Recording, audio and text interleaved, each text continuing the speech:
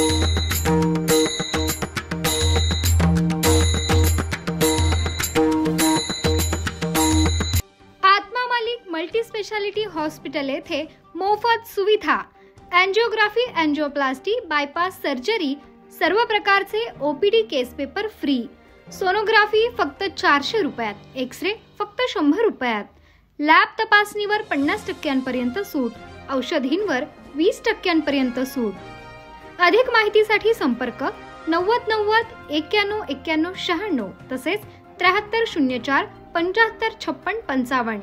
आमचा पत्ता Atma Malik multi speciality hospital, Kokamthan, Shirdi Kopargaon road, Samruddhi Mahamarg circle जवळ, कोपरगाव।